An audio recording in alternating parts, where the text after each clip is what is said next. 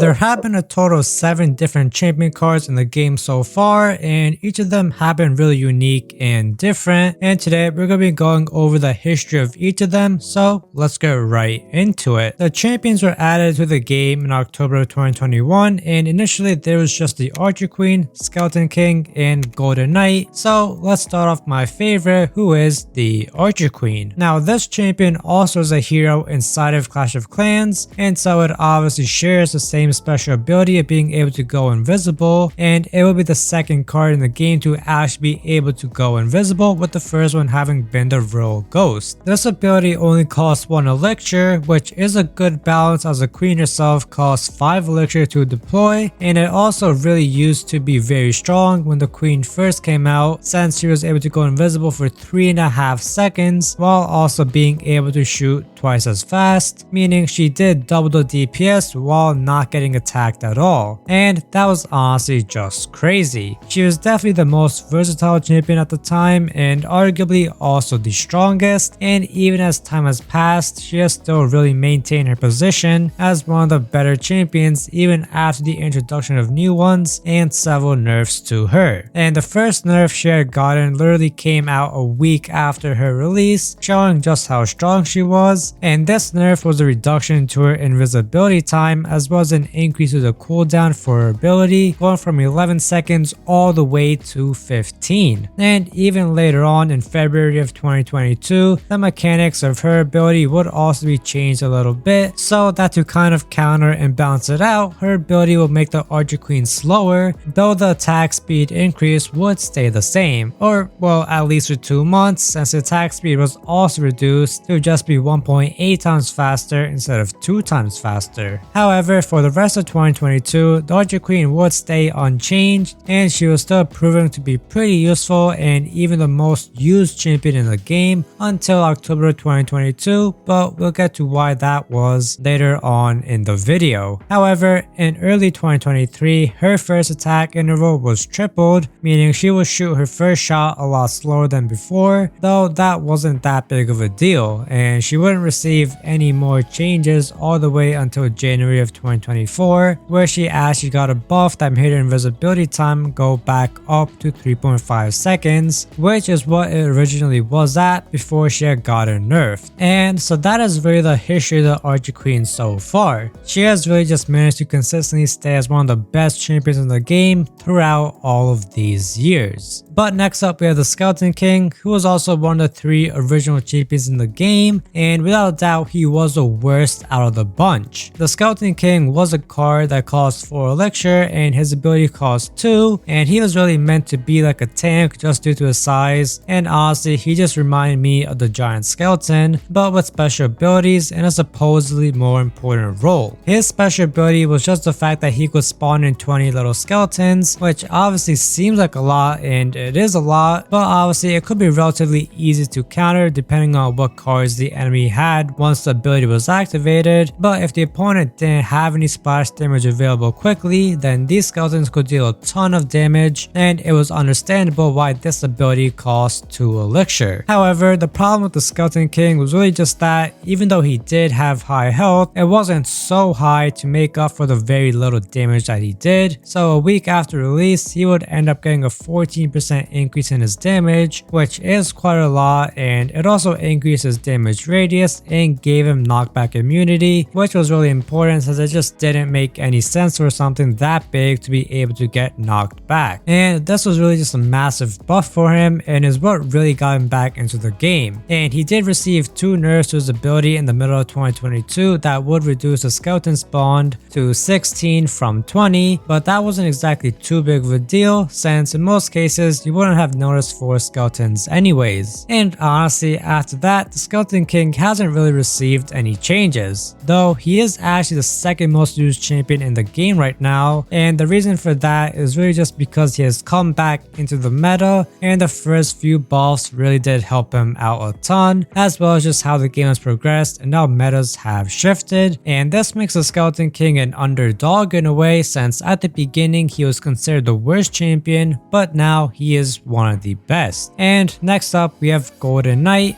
who was the third original champion in the game and also the one who really aged the worst, as he is the least used out of the 3 original champions. He costs 4 elixir and his ability costs 1 elixir, making him also the cheapest overall of the original champions. His special ability was his chain dash attack, in which he would basically just dash between each target and deal quite a bit of damage to them, and you can think of this as like the Electro Dragon Zap, but just as a ground thing. And he will be like the second best champion behind the Queen at the beginning, because he was definitely a bit more of a niche use and was harder to pull off correctly just because he was a melee troop and it would take some planning to use his ability the most effectively, unlike the Queen who you could pretty much use for anything. Golden Knight was also like the most balanced champion since he didn't receive any balance changes like the first 2, but a few months later in February he would end up having his dashing radius reduced from 6 tiles down to 5, as well as a 3-second increase in the cooldown. But like 2 months later, the range nerf was reversed, and instead the devs decided to make it so that his dash would just end if it ended up hitting a crown tower, which just made Golden Knight even harder to use and less useful than before. And 4 months later, in August of 2022, he would receive a pretty big nerf, and that was a 10% reduction in health, and this was really what kind of ruined him and just made the other champions like the Skeleton King, Archer Queen, and even Mighty Miner just better. And nothing too major happened in 2023 except for a 0.5 tile decrease in range for the dash, but in 2024 he has received 2 buffs so far, with the first one being an 8% increase in the dashing damage and the second being the cooldown getting reverted back down to the 8 seconds from the 11 it had gotten nerfed to earlier. So it seems like Supercell may be trying to bring the Golden Knight back, but there's definitely still some more changes that have to be made for that to really happen. But next up we have the Mighty Miner, which was the first champion to be added after the original 3, and he came out in March of 2022.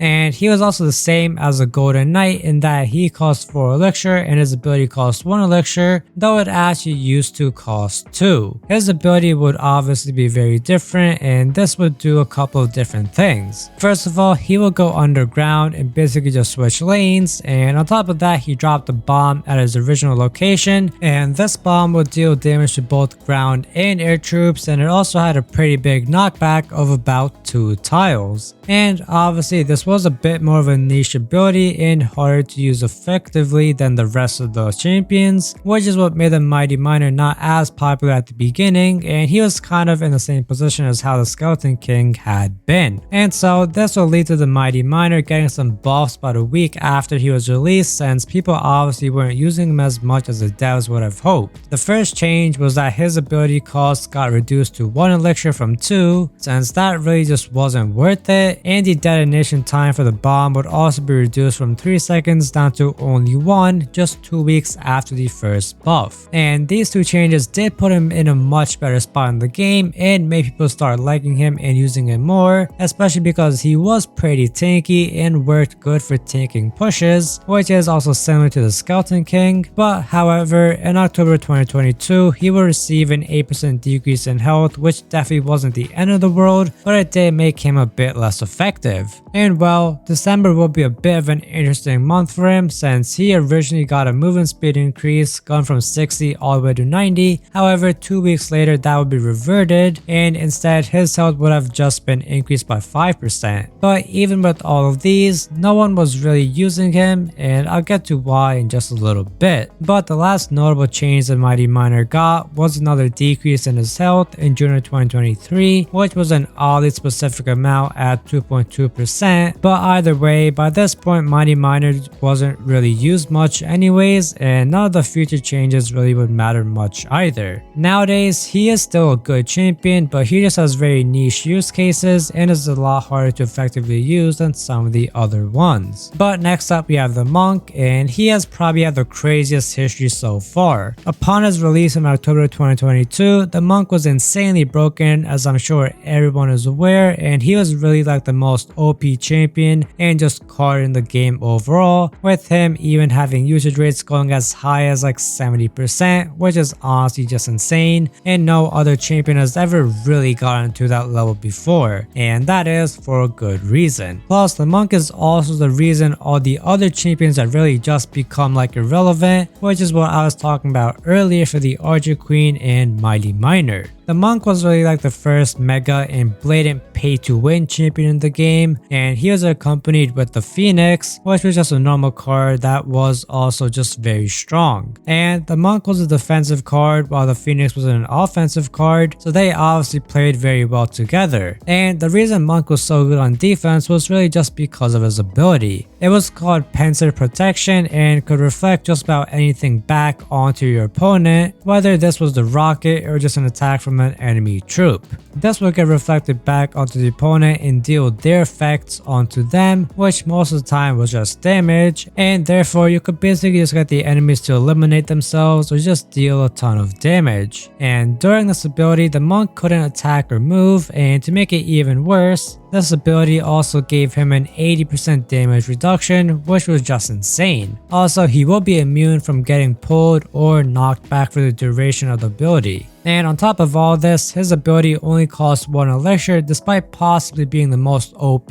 out of any other champion card. So on top of the 4 elixir cost of deploying the card, the monk was basically a 5 elixir card that could defend against literally anything with very little counters. And it will take about a week for the devs to make the first change, which was just a 2-second increase for the cooldown, taking it from 15 seconds to 17 seconds, and overall this just wasn't that big of a nerf to have any big impact, and the monk stayed just taking over the game. And it wouldn't be until about a month later that the monk finally got a massive nerf, and that was just increasing his cost to 5 elixir from 4 elixir, which did make a pretty big difference. Plus, the Phoenix had also gotten nerfed around this time, and together this would really just bring the downfall of these two cards. And so the monk saw the fastest decline ever in popularity for a champion card, as it went from being at the top of the game to being one of the least used cards in like only 2 months. And it would receive a buff in early March of 2024 where his health was increased by 7.5%, but honestly that wouldn't really be much and he would still stay as one of the worst champions in the game currently. But next up,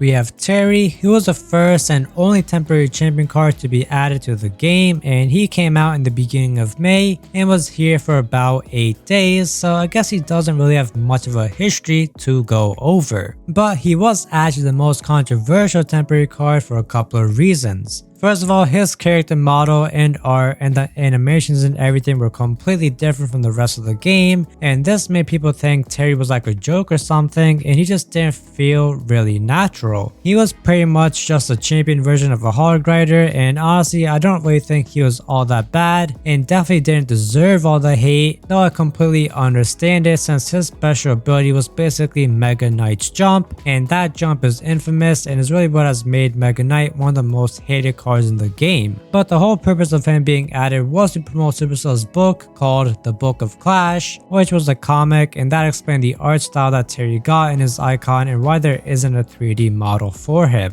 But finally, we have the newest champion card, who is a Little Prince, and honestly he is just taking over the game right now and has one of the highest usage rates in the game. He was released in November of 2023 and he was actually free for players to get, which definitely does help explain his usage rate, though he was definitely still a pretty strong card. Both his deployment and ability cost 3 elixir, meaning he has the most expensive ability cost in the game, and this is well justified. His ability spawns in another troop called Guardian, and it is honestly really the part that makes Little Prince so OP, since it is basically like just a stronger and better knight for the same cost of 3 elixir. When the ability is activated, he spawns in and deals a big knockback to whatever troop is in front of the Little Prince, on top of also doing quite a bit of damage, and after that he just stays in the arena to help the Little Prince and acts like a normal card, which is just crazy. And at the beginning you could even manage to spawn in 2 Guardians at the same time, but that was fixed a week after release. And another week later, the knockback was also reduced by 1 tile for Guardian, which definitely did help make it more balanced, as the knockback was a major reason why it was so strong.